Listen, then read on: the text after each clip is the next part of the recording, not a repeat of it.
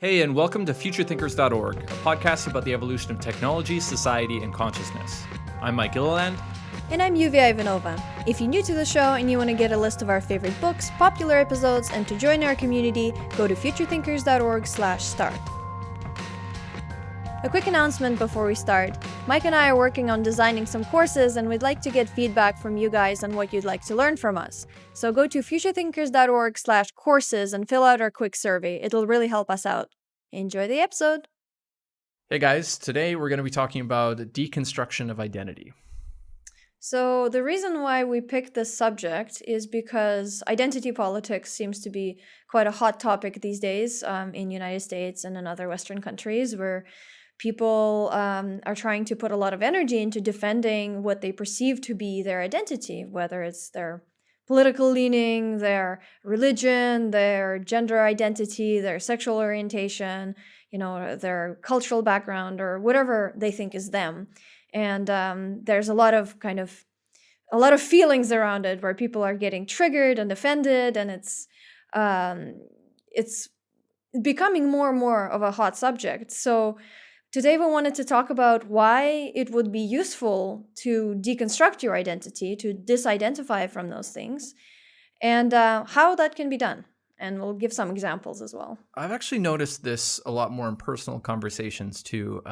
We've kind of exiled ourselves, but whenever we go back to the West and just converse with people our age or younger, there is this sort of identification with every label, every kind of background characteristic, like political, class, religion, everything. Like people seem to grab onto their ideas as if those ideas are internal, as if they're theirs, if they're owned, instead of looking at those things as external objects.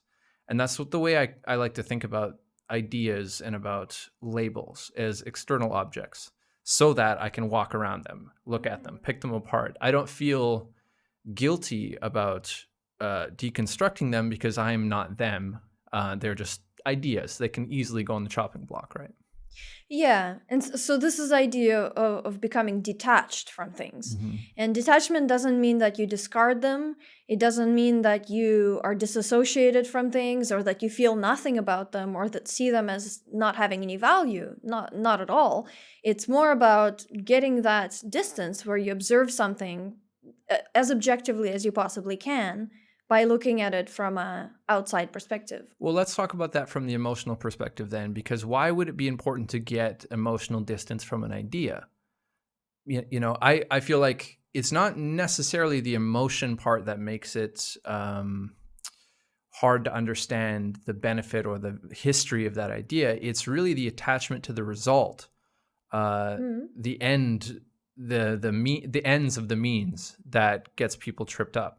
So let's say you get a lot of kind of your emotional, social, community needs met by identifying as a liberal, because those are all the people that surround you. They're the kind of class you belong to.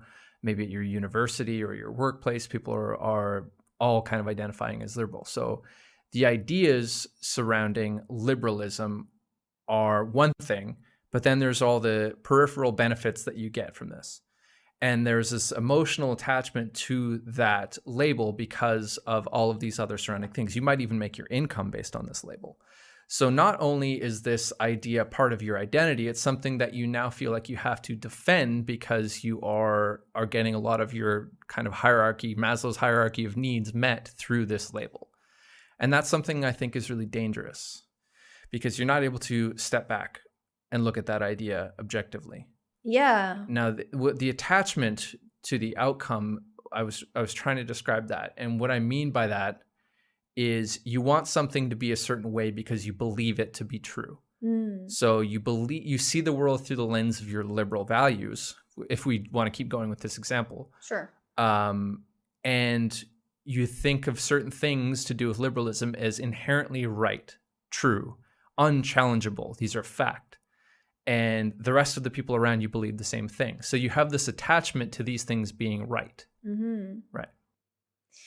Yeah. And so it might be hard to see it when it's your ideas, and it might be easier to see it first when you look at somebody else's ideas. So for example, we started watching the show about flat earthers. people who believe that the Earth is flat. I can't remember what it's called. Behind the Curve or Beyond something the Curve or that. something like Yeah. that. Yeah. It's And on so, Netflix. yeah. And so these people are not stupid. They're just average people who have come to believe that the Earth is flat. And then what ended up happening is that they become part of this community of other people who They believe get this. fame and income, Yeah. recognition, appreciation, everything. They start hosting conferences on this, and then all of their friends end up being from this group. And so then their whole life revolves around this idea.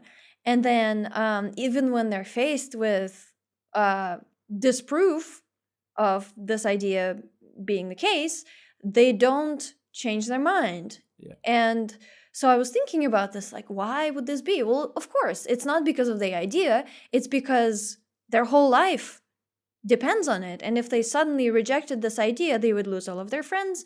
They would lose their respect and the recognition that they have. Some of these people have YouTube channels that are quite popular. They would have to, take that down, or it would be very embarrassing for them.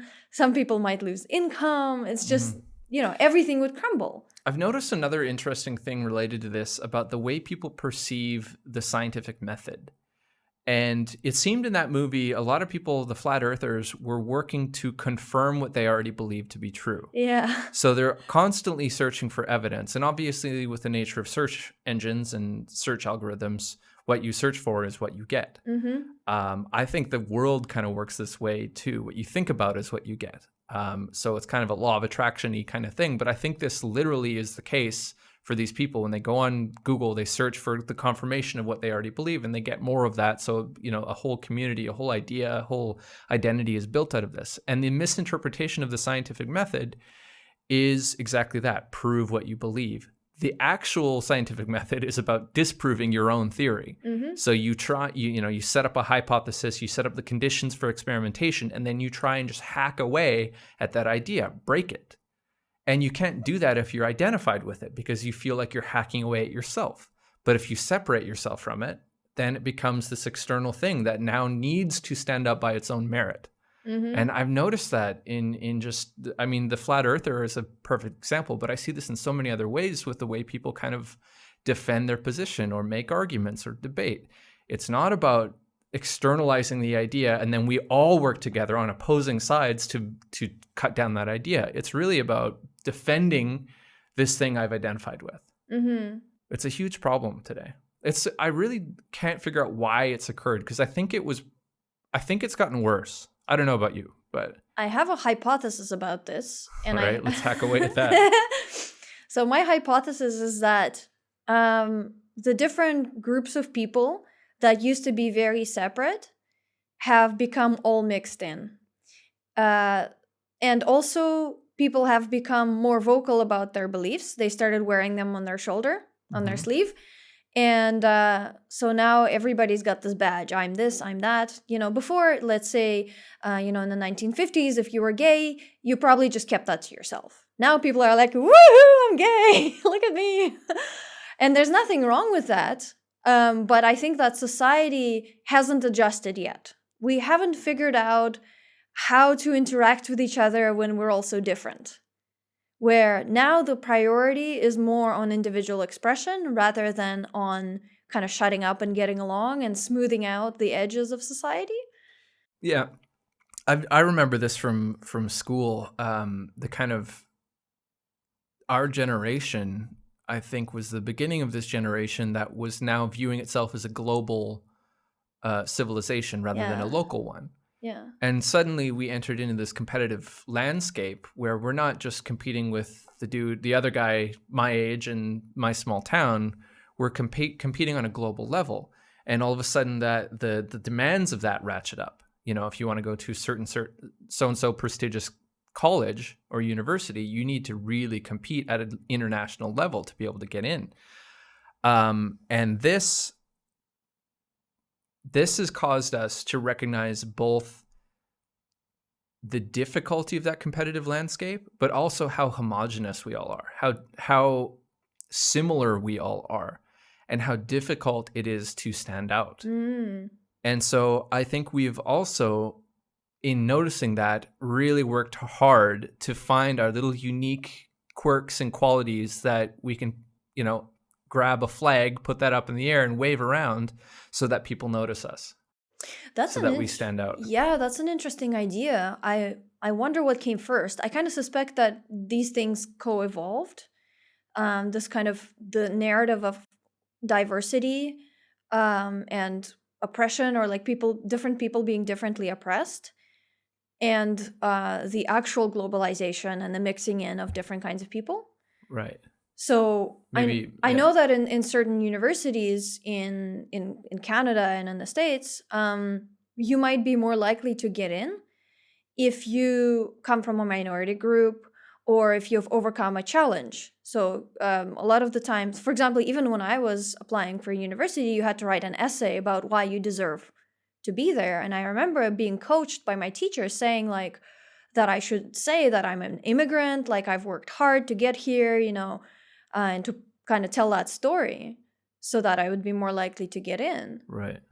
So, to be seen as a kind of minority group. Right. They didn't really ask you to focus on merit, did they? No, they did actually. There was they did. Okay. Yeah. When it sounded like it was like, look at me, I'm. No. It was a lot about merit. It was a lot about grades and what kind of extracurricular activities you did, and they looked at your quality of your writing as well. So, but also as one of the things Right. the teachers who coached me in this suggested that I talk about the challenges that I have overcome. Mm-hmm. So I don't think that there's anything wrong with that, but I think that perhaps that is one of the factors that has encouraged people to talk about their identity or gender or Right. whatever as a badge. Yeah. I studied music for a long time, and I found it really interesting growing up in the 90s, watching the kind of subcategorization of music expand. So I was into metal, and metal when I was a kid was pretty much metal and maybe, death metal and a couple of other subgenres. And then I noticed it just expand and expand, and there was like subgenres of subgenres. And the same thing, my dad also said the same thing was happening with jazz. There were just so many different genres of jazz. So I think the same thing has kind of happened with our group identity, where we have difficulty describing what we are into. So we need to, in order to attract people we want to be with, we need to specify those labels with more detail. And so we end up kind of like chopping up all of these bigger categories into smaller ones. I think what has happened is, in doing this to ourselves, we've, especially recently, discovered that you can subcategorize infinitely. So I think this actually relates to what you're saying with the globalization. If you're living in a tribe or even in a town of however many thousand people, you're probably one of the few gay people, or one of the few carpenters, or one of the few of, it's a lot whatever easier to kind. stand out in a smaller group. Yeah, it's easy to stand out. But if you're competing globally or with thousands of other people, then how do you stand out? And so you have to find subcategories. Right. It's no wonder narcissism has been such a kind of label of our generation. Like when cultures are homogenizing all over the world, when like you can't really say that we have a Canadian or an American culture, because it's really very similar. And young people especially, I've noticed when we travel, I mean, you can go anywhere. You can go to Germany, France, Southeast Asia, and you will really find people who are similar to you wherever you go. As long as there's cell phones and internet access, we're all sharing the same memes. We're all having similar conversations. We're watching a lot of the same YouTube videos. So, yeah, I mean, I think our generation is really noticing how much we have in common, which is a good thing. But then going back to a competitive landscape, it's a lot harder to stand out now. So this narcissism is really focused on, what little tiny individual characteristics of the self can I advertise as being a virtue? And then we have, the phenomenon of Instagram and virtue signaling and, yeah. Yeah, it seems that technology has just catalyzed that. Yeah. Yeah, it's hard to say what came first. it seems that these things kind of co-evolved, because obviously these are human characteristics that you want to feel special and different, but at the same time you want to belong. So you're trying to find this balance of like, what kind of label can I find that there's at least a few others of me out there, but not too many. Yeah, that's right. You want your group, but you don't want them to be too similar. But you do want your like micro Clique. subcategorized clique. Yeah. I mean, we're thinking of it too. You know, we want our future thinkers community to be, you know, local. Come to us in Bulgaria. Yeah. So why don't we talk about deconstruction and why that would be useful and how that could be done? Yeah. Okay. So this is something that I've thought about for a lot of years. I think, you know, I brought up exile at the beginning of this conversation. I feel like around the time of being 18, I left home and I kind of entered into this exile that I've never really returned from. I left home, I went to Vancouver and I started college and, you know, that sort of thing. And along the way through this isolation, I've really picked up a lot of books about the mind, about spirituality, about psychology. As well, I had a lot of time to just sit and think. And one of the things I uncovered, and I can't remember exactly what book it was from, but it was the Buddhist concept of detaching yourself from your attachments. So, and I think the basis of this is that you're looking to stop suffering, put an end to suffering. And attachment to results is what brings suffering, because you cannot guarantee a result. You want something and it may or may not happen. It might be a 50-50 chance or it might be less. So you end up, by wanting things, setting yourself up for disappointment. Plus, we live in a world where everything decays, everything dies. It doesn't matter what you want, it all returns to dust. All of the monopoly money goes back in the box. So we tend to forget that and set ourselves up for massive disappointment by forgetting that mom and dad will die. It's funny, I even said might. No, they will die, and so will you. So, you know, in my investigation of my own mind and reading these books, I came across this idea of detaching from your ideas of identity and self kind of early on. And one of the ways I like to do that is to visualize my ideas as objects, because I'm kind of a machine, you know, kind of thinker. Like I like to think about how things work and break them apart into their components. So I imagine ideas as objects, and then I take them apart and I figure out if the individual parts work on their own. If they do, I take them away, I put them over here in my little briefcase or backpack, and I take them with me. But I also remember that they're not part of me. Every single object has a do not ingest sign on it. It's in my backpack, but I can set it down at any time. So I'm curious to know, because I know you've come across this same insight somehow. How did you come across it? Because I can't really remember. I just know that there's like this long investigative period, and then it became the new operating system of how my mind worked. I stopped identifying with anything, labels, ideas, anything. And everything was subject to discrimination, chopping, deconstruction, you know, any idea of myself. So how about you? Where's this come from for you? I guess I just was always curious about how people worked, because I grew up in a time that was kind of strange, and things weren't clear, weren't stable, both in the world, in the country that I grew up in Russia, and there were some issues in my family too that I couldn't understand as a child. And so from an early age, I really wanted to understand how things work, how people work, why things are the way they are.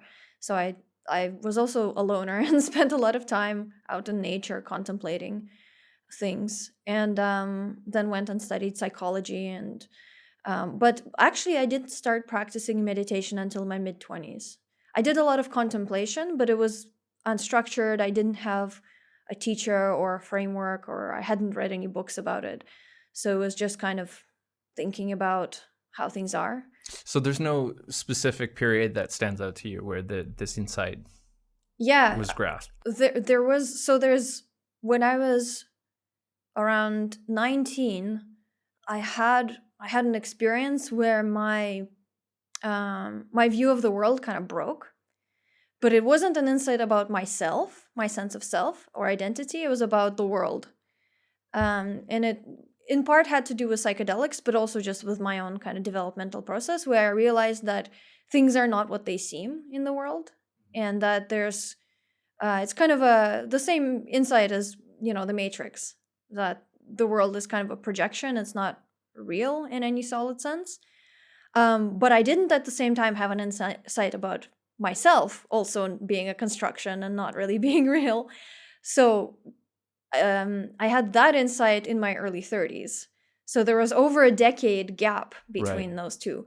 And it was a very uncomfortable time, actually, because I still hold on to ideas about myself and what I was, while still kind of looking out at the world and being like, none of this is real. Mm-hmm. So it was a very nihilistic part of my life, and kind of depressed and not very happy.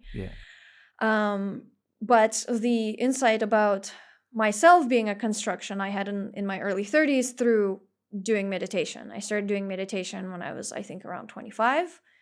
And I did a lot of it for a couple of years in my early 30s, and this insight was a result of that. Right. So it was slightly different than what you're describing, because I didn't, at least at the start of it, I didn't consciously kind of try to hack away at ideas and dismantle them. It was more experiential, where I would just go into these deep meditative states and try to observe different processes in my mind, how different feelings would arise and subside. And then just through that, I realized that, well, how can it be that the observer and the thing being observed are like, how is it that they're the same thing? They can't be. If something is observing and something is being observed, they have to be separate. Mm-hmm. And so that's how I realized that those things were not me. Mm. And then I just kept zooming in further and further into those things. It felt like, so for example, if I was observing anger arising and subsiding, then I would zoom into that. So, okay, well, what am I actually feeling? Well, first there's kind of a rush of blood to my face. And then there's a tingling. And then there's this kind of clenching in my solar plexus. And then my heart starts beating faster. And then my palms start sweating. And then, so I would kind of deconstruct it into those sensations. And then I would deconstruct each sensation even deeper. Like, okay, so how does it start? How does like the sensation in my solar plexus, how does it progress?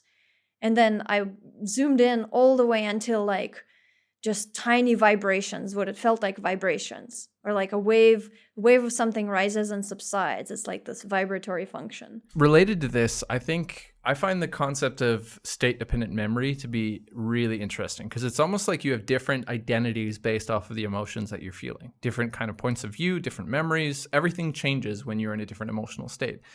So when you brought up the feeling of anger, I know that what goes along with that are certain memories of what make you angry, or certain sort of habitual patterns. When someone makes you angry, you might recognize this in another experience from your past and kind of reactivate the same behavior, the same responses. You definitely notice it when you go home to visit family. You kind of fall back into your old rehearsed childhood responses. I think this sort of detachment from the idea helps to uncover what that state-dependent memory is and to get distance from it. So like you were analyzing the different feelings in your body of anger, you also, if you are allowing that anger to be a separate thing, you're also able to get distance from it and watch the memories come in too, and not identify with the memories. And then that's when you really go through the process of deconstructing your unconscious habits. Because then you can, if you've got that little bit of elevated perspective and I am not angry, my body is experiencing anger. Yeah. Then you can start to deconstruct it and undo that pattern. Yeah. And yeah, totally. I did the same thing with my thoughts, where I watched the thoughts arise and subside, and how they morph and change. And actually, this method of taking ideas and picking them apart, especially certain ideas that I really held on to, I kind of did that last, which is, I don't know if that's the supposed order, but that was my path. And so, for example, the idea of authority.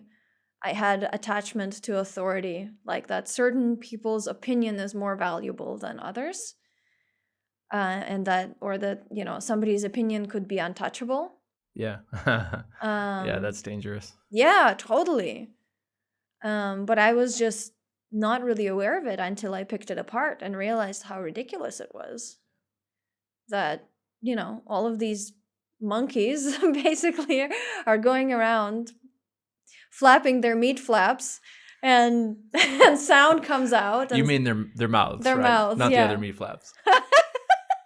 Oh God, the image. I've been grossing you out all day today. You Sorry have about been. Oh God. Yeah, they're just like making sound with their mouth, and somehow that sound is more valuable than sound that comes out of other monkeys' mouths. I wanted to look at different ways. Actually, let's think about the different things that can be deconstructed. So we've talked about ideas, but I think the way I think about ideas is kind of in a very broad way. So the idea of I am a human. Yeah, I love that one. The idea of an emotion that I'm experiencing, or I am male, or I am straight, or I am like any of these different things, or I have arms and legs, or I am this body, I am this brain. Mm-hmm. And I mean, it's really fun to do that kind of questioning down to the center of reality, like, well, okay, what if I'm human? What makes up a human? What is a human? Let's just try it. Yeah. Answer the question. Yeah, this is a really fun one to deconstruct. Yeah. So what would most people say is a human? So it's, this type of, it looks like this. It's a body with arms and legs and a head and a brain. And maybe you would say, oh, it's because the genes are human rather than, say, monkey. Or maybe you say, well, it's the soul that makes a human. Well, let's step away from soul for a sec. Let's just talk about the physical characteristics of I am human. So what do you consider I to be? For me, I consider it to be the consciousness. Well, is that my brain? Is that thinking? Well, if I'm asleep, am I not I? If I'm unconscious, if I get hit in the head, am I not I? I would say no, you're not. But you can still look at my body, my unconscious body, and say, well, that's a human. Mm-hmm. But I am not I if I'm unconscious. So I must not be the human that is unconscious. Okay, well, what if you cut all my arms and legs off? So if you look for the definition of human, I'm this armless, legless body. But that's not the definition of human. Humans, by definition, do have arms and legs. So am I no longer human at that point? You would say, well, you're a human minus arms and legs. Okay, let's go a step further. What if you cut off my head and kept my head artificially alive? Separately from the body. Yeah. Like which and you of kept those... the body alive too. Yeah. Which one of them is me? Okay, well, you can probably narrow it down. I am my brain then. Okay. Well, if I... What if you cut off the brain in half? Yeah, and what part of the brain am I? I mean, there's that whole experiment with split brain patients where to stop the cascading of seizures across the brain, surgeons will go in and slice the connection between the two hemispheres of the brain, disconnecting them and thereby creating two separate, unique personalities. When I think it's something like something sees and something thinks in language. Yeah. So when they ask, they do a comparison showing an image or two different images to the two different eyes because the eyes are operated by different sides of the brain. The hand might write out, I saw a duck. And you might say to the researcher, I saw a dog. Mm-hmm. And because you saw both. Yeah. With the two eyes. So, okay. So back to the question. Which side of the brain am I? Am I the conscious one that can reason and think, or am I the unconscious one? If they're connected, how much of me is unconscious? How much of me is conscious? Mm-hmm. Uh, Yeah, or you could say like, if if the person is in a coma, are they human? yeah. If they're not only not conscious, they're not responding at all. So it seems like when you say something is human, you're describing a collection of consciousness and body. Consciousnesses also, because Oh they're yeah, different parts of the multiple. brain Yeah, generate different sensations. yeah. So you have different. This has been proven too. You have different personalities in different areas of the brain as they're activated, and that's where state-dependent memory comes in. I have a personality of an angry person when I'm angry, and that personality subsides when I'm not angry. Yeah. So that person might have completely different leanings, values, a completely different personality than me eating ice cream. Those two, just like this guy's like, it's a great day out. It's so nice out. I love people. And the other one's like, I want to kill all of you. They don't have the same opinions. So which one am I? Again, very challenging. So, and also seems over your lifetime, you change, you progress. Right, and your individual cells are replaced every 4 years. Yeah. That's another thing. So, okay, I am not specifically a human. I am a consciousness occupying a human.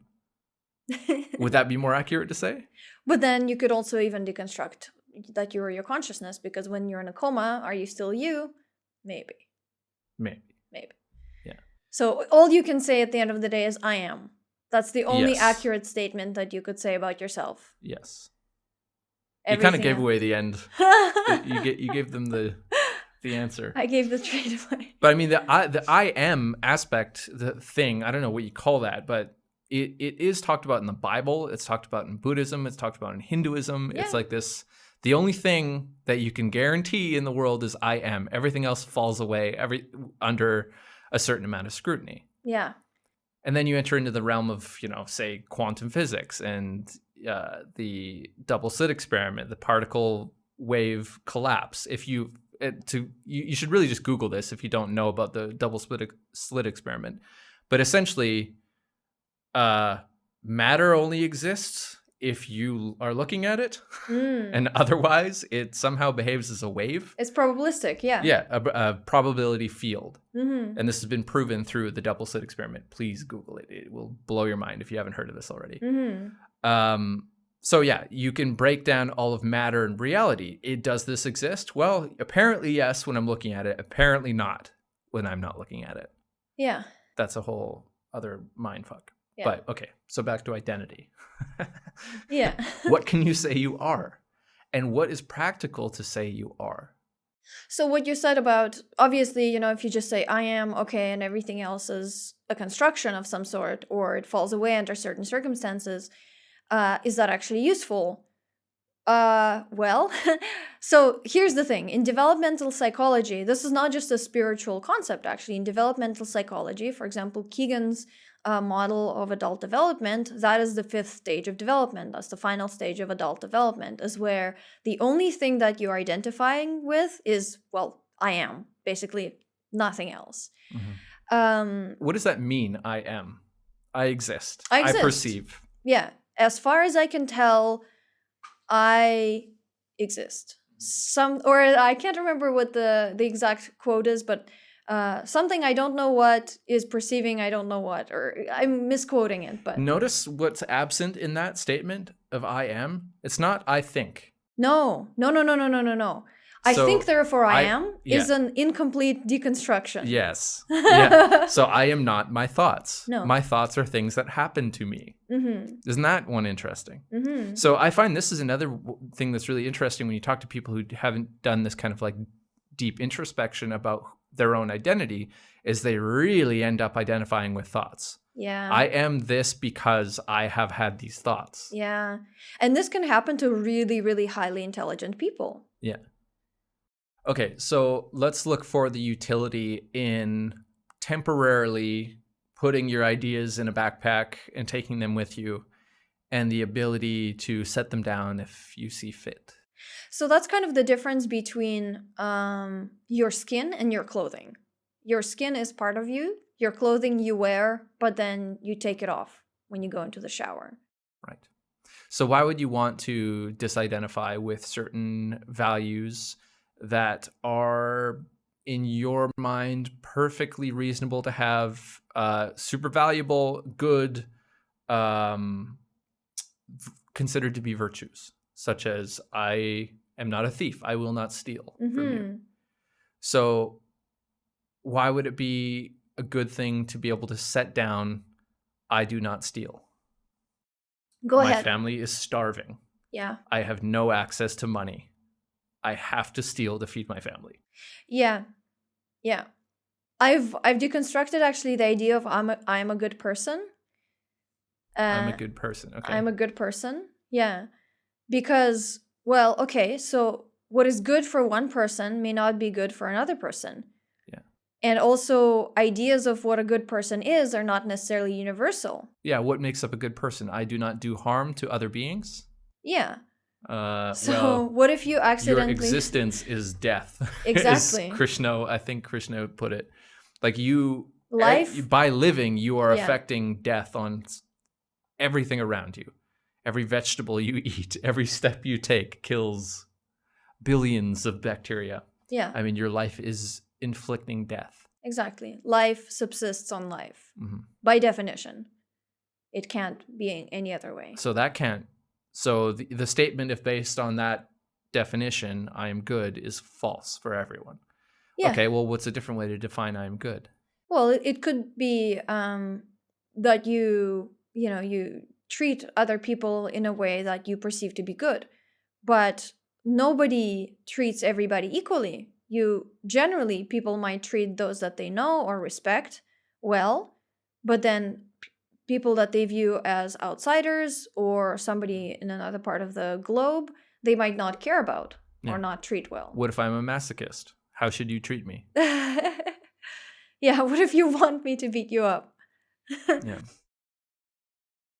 What if my culture or religion requires me to harm others, harm and or convert others? Exactly. What if that's considered to be good deeds, and that's actually in tribal societies, being a good warrior would be considered to be a good person, and being a good warrior is measured in how many people you've killed.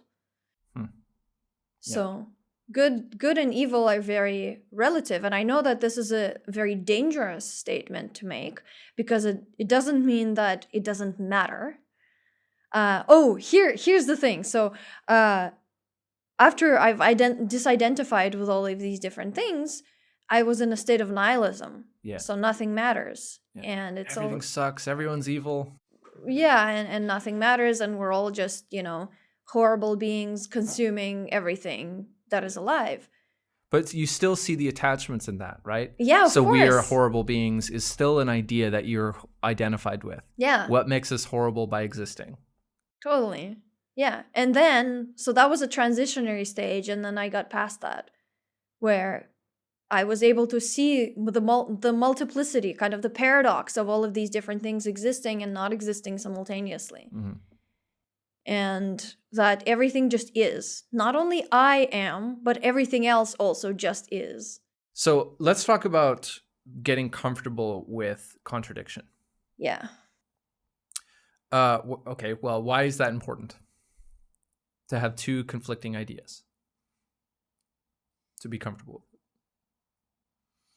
Because, well, I will just say from my own perspective, I don't know if I can find a different answer right now, but so the more I investigated, the more I realized that things just aren't solid anywhere. Like, no idea is good enough to encapsulate every possible scenario or to answer every question. And it was necessary to have multiple frameworks and multiple ideas, and a lot of the time they were contradictory. There's also this attachment and desire to have a binary answer. To figure it out. Yeah, to figure it out. Yeah. And some things, I actually, from my way of thinking and background, I hate the statement that some things are unknowable. I hate that statement, because it kind of is demotivating to go figure out the unknowable. Really? For me, it's like the mystery. It's so exciting. It's fascinating. Well, I want to figure out how things work. So, Right. but someone telling me that that's unknowable, don't bother, is like, fuck that. I want to figure it out anyway. I want to try anyway. But I think it's very important to, for the sake of reducing suffering, to not require the result. To not require that one theory be proven right and another be proven wrong, or to have a binary answer for any given situation. Like, this group of people is right, this group of people is wrong, and there's no middle ground. There's no gradient between them. I think that one fucks us up a lot as a society, that we need an answer. Yeah. Because both sides can be right, and both sides have their own complexities and ways of being right and wrong. Yeah. And unless you can sit there and look at the contradiction and be comfortable with it and just accept that it exists, then the actions taken out of that necessity and attachment to the binary tend to be violent, coercive. Yeah. Or you try to convert people to your point of view, for example. Yeah. Or they just don't go anywhere near the actual solution, the workable solution for the problem. Yeah. So, I mean, I tend to be like very binary about the way I am in daily life, like especially because I'm a systems person. So I want the formula to produce the result, and if it doesn't, then I got to tweak the formula. But it doesn't always work that way, especially when people enter in. Mm-hmm. Yeah. People are not rational. Yeah. No, they are not.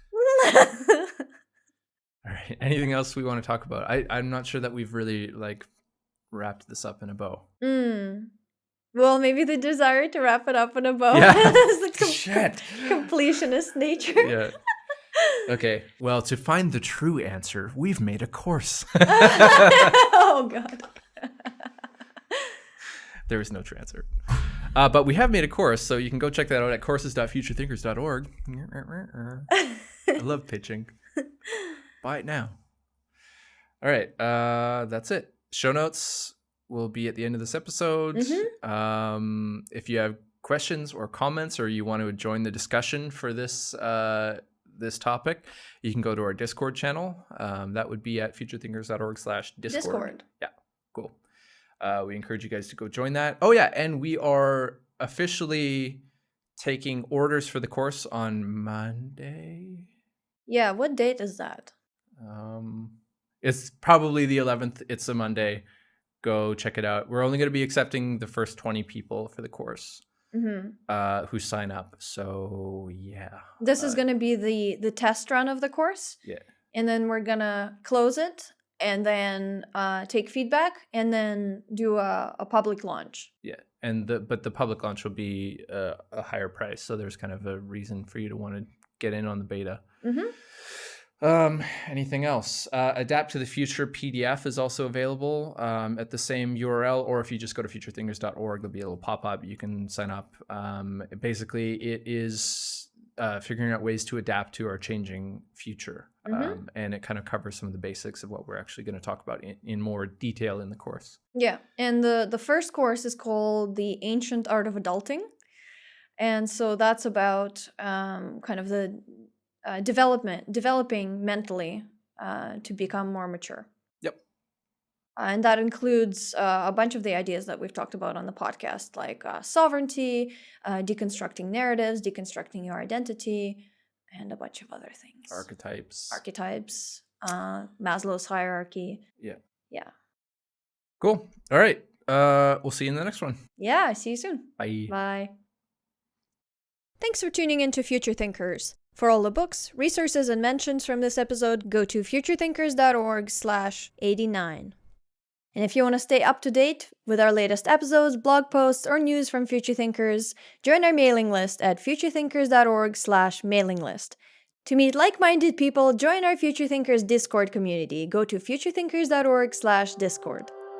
Don't forget to subscribe and hit the bell icon to get notified of new videos. You can also follow us on social media to stay connected. If you'd like to get a t-shirt like the new Make America Think Again, go to futurethinkers.org/store.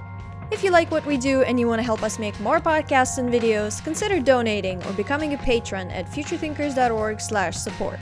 Also visit our sponsor Qualia and use the coupon code FUTURE to get 10% off your purchase. This episode is brought to you by Qualia, a nootropic supplement that helps support mental performance and mood. To get 10% off, use the code FUTURE at checkout. And to learn more about neurohacking, visit futurethinkers.org/neuro.